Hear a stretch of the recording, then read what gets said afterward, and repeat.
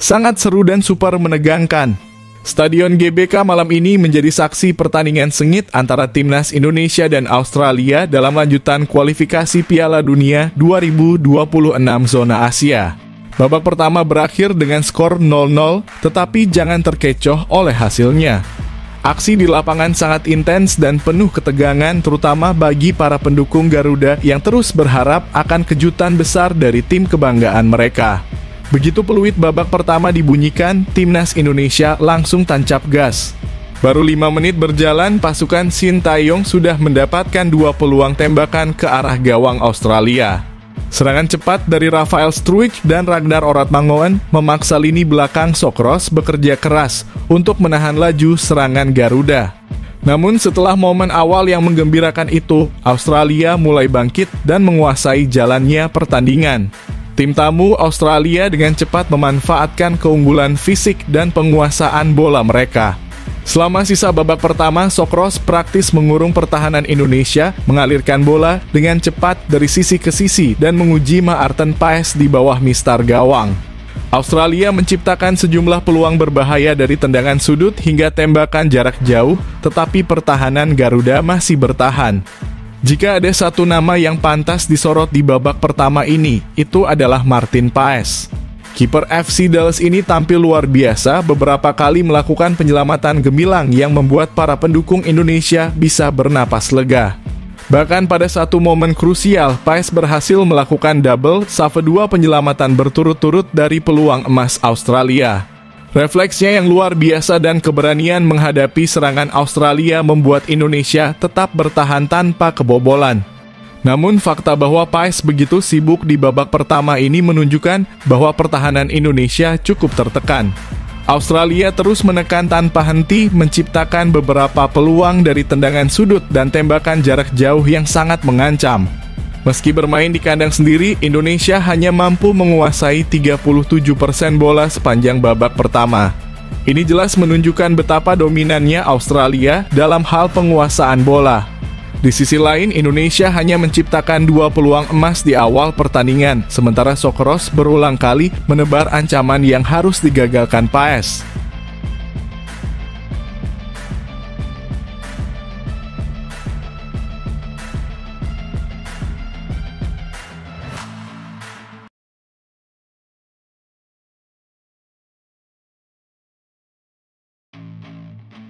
Laga krusial Timnas Indonesia melawan Australia pada babak ketiga kualifikasi Piala Dunia 2026 Grup C akan berlangsung malam ini di Stadion Utama Gelora Bung Karno, Jakarta.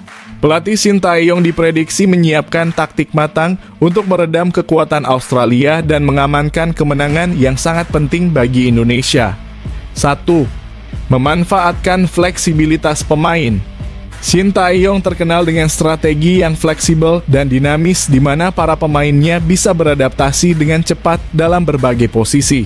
Dalam laga ini, Marcelino Ferdinand dan Justin Hubner diperkirakan akan tampil sebagai starter dengan Marcelino menggantikan Witan Sulaiman di lini tengah dan Hubner bermain sebagai gelandang bertahan. Fleksibilitas pemain ini akan menjadi kunci untuk mengantisipasi pergerakan lawan dan menjaga keseimbangan tim, terutama dalam transisi bertahan ke menyerang. 2. Pertahanan solid dan terorganisir. Australia dikenal memiliki serangan cepat dan kuat sehingga lini pertahanan Indonesia harus dalam kondisi terbaiknya. Sintayong kemungkinan besar akan kembali mengandalkan trio back Jay Itzes, Calvin Verdong, dan Rizky Ridho. Mereka akan menjadi benteng utama di jantung pertahanan, dibantu oleh fullback Sandy Walsh dan Nathan Chu Aon yang siap menyisir sisi lapangan dan menutup celah di pertahanan Garuda. Taktik pertahanan yang terorganisir dengan baik serta tekanan tinggi ketika Australia mencoba membangun serangan akan menjadi bagian penting dari rencana Sintayong. Ini untuk memaksa Australia melakukan kesalahan dan mencuri peluang serangan balik cepat. 3. Menjaga penguasaan bola dan serangan balik cepat. Indonesia akan berusaha menjaga penguasaan bola lebih lama untuk mengontrol tempo permainan. Ivar Jenner dan Hubner di lini tengah diharapkan mampu menguasai aliran bola dengan baik, sementara Marcelino akan menjadi otak kreatif untuk menciptakan peluang di sepertiga akhir lapangan. Serangan balik cepat juga menjadi senjata andalan Indonesia. Rafael Struijk sebagai striker utama akan menjadi ancaman bagi pertahanan Australia. Ia akan didukung oleh Ragnar Oratmangoen yang bisa memberikan penetrasi berbahaya dari sisi sayap. Strategi ini bertujuan untuk mengeksploitasi celah di pertahanan Australia dan menciptakan peluang gol melalui serangan mendadak. 4. Memanfaatkan dukungan supporter di GBK. Atmosfer di Gelora Bung Karno diperkirakan akan sangat mendukung timnas Indonesia. Dukungan penuh dari ribuan supporter Garuda akan memberikan suntikan semangat bagi para pemain. Shin Tae-yong akan memanfaatkan momentum ini untuk memberikan tekanan psikologis kepada lawan dan menjaga intensitas permainan tinggi sepanjang pertandingan. 5. Pergantian pemain yang tepat. Dengan banyaknya opsi di bangku cadangan seperti Witan Sulaiman, Egy Maulana Fikri, dan Pratama Arhan, Shin Tae-yong memiliki kesempatan untuk melakukan pergantian taktik jika diperlukan. Kehadiran pemain-pemain ini di babak kedua bisa memberikan energi baru dan merubah arah pertandingan, terutama jika Australia mulai kelelahan atau kehilangan fokus. Shin Tae-yong diperkirakan akan mengkombinasikan strategi pertahanan solid, penguasaan bola, dan serangan balik cepat untuk mengatasi Australia. Dengan disiplin taktik dan kemampuan para pemain untuk bermain di berbagai posisi, timnas Indonesia memiliki peluang besar untuk mencetak hasil positif di laga penting ini.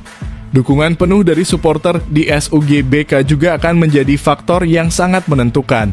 Laga krusial timnas Indonesia melawan Australia pada babak ketiga kualifikasi Piala Dunia 2026 Grup C akan berlangsung malam ini di Stadion Utama Gelora Bung Karno, Jakarta. Pelatih Shin Tae-yong diprediksi menyiapkan taktik matang untuk meredam kekuatan Australia dan mengamankan kemenangan yang sangat penting bagi Indonesia. 1. Memanfaatkan fleksibilitas pemain. Shin Tae-yong terkenal dengan strategi yang fleksibel dan dinamis di mana para pemainnya bisa beradaptasi dengan cepat dalam berbagai posisi. Dalam laga ini, Marcelino Ferdinand dan Justin Hubner diperkirakan akan tampil sebagai starter, dengan Marcelino menggantikan Witan Sulaiman di lini tengah dan Hubner bermain sebagai gelandang bertahan. Fleksibilitas pemain ini akan menjadi kunci untuk mengantisipasi pergerakan lawan dan menjaga keseimbangan tim, terutama dalam transisi bertahan ke menyerang. 2. Pertahanan solid dan terorganisir. Australia dikenal memiliki serangan cepat dan kuat sehingga lini pertahanan Indonesia harus dalam kondisi terbaiknya. Shin Tae-yong kemungkinan besar akan kembali mengandalkan trio back Jay Itzes, Calvin Verdong, dan Rizky Ridho. Mereka akan menjadi benteng utama di jantung pertahanan, dibantu oleh fullback Sandy Walsh dan Nathan Chu Aon yang siap menyisir sisi lapangan dan menutup celah di pertahanan Garuda. Taktik pertahanan yang terorganisir dengan baik serta tekanan tinggi ketika Australia mencoba membangun serangan akan menjadi bagian penting dari rencana Shin Tae-yong. Ini untuk memaksa Australia melakukan kesalahan dan mencuri peluang serangan balik cepat. 3. Menjaga penguasaan bola dan serangan balik cepat. Indonesia akan berusaha menjaga penguasaan bola lebih lama untuk mengontrol tempo permainan. Ivar Jenner dan Hubner di lini tengah diharapkan mampu menguasai aliran bola dengan baik, sementara Marcelino akan menjadi otak kreatif untuk menciptakan peluang di sepertiga akhir lapangan. Serangan balik cepat juga menjadi senjata andalan Indonesia. Rafael Struijk sebagai striker utama akan menjadi ancaman bagi pertahanan Australia. Ia akan didukung oleh Ragnar Oratmangoen yang bisa memberikan penetrasi berbahaya dari sisi sayap. Strategi ini bertujuan untuk mengeksploitasi celah di pertahanan Australia dan menciptakan peluang gol melalui serangan mendadak. 4. Memanfaatkan dukungan supporter di GBK. Atmosfer di Gelora Bung Karno diperkirakan akan sangat mendukung timnas Indonesia. Dukungan penuh dari ribuan supporter Garuda akan memberikan suntikan semangat bagi para pemain.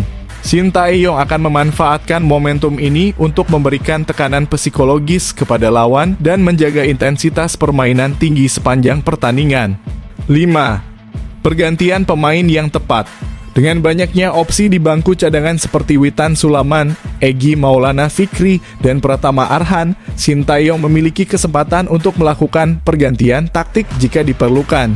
Kehadiran pemain-pemain ini di babak kedua bisa memberikan energi baru dan merubah arah pertandingan, terutama jika Australia mulai kelelahan atau kehilangan fokus.